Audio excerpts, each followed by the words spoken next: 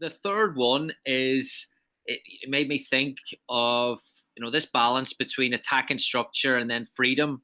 So you've got the game that's conditioned with the zones, with the vertical channels. I, I wanted to ask you, in this case, how can a coach then, when you're coaching this or when you're designing this, how do you get that balance of freedom and structure when you're coaching the attacking side of the game?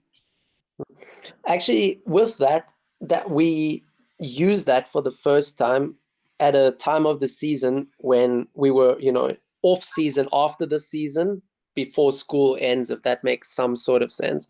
So during that time, we would have one session a week where we'd have quite a bit of conditioned games like this, and where I'd actually consciously try out a lot of new things. And then in one of the other sessions in the week, we'd play like completely free 11v11. We had, two teams, and I would actually ask the leaders in the group to set up those teams by themselves, formation wise and everything. So during that time, we had a strong contrast, like sometimes where they really had to think a lot, where the games were quite complex, and then another time where they were completely free to make their own decisions.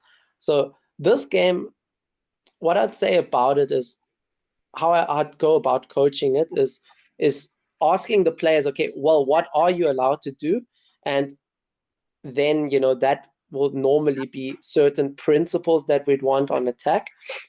And then asking them, okay, in this situation, how, for example, could you move off the ball so that we can create an up back through moment?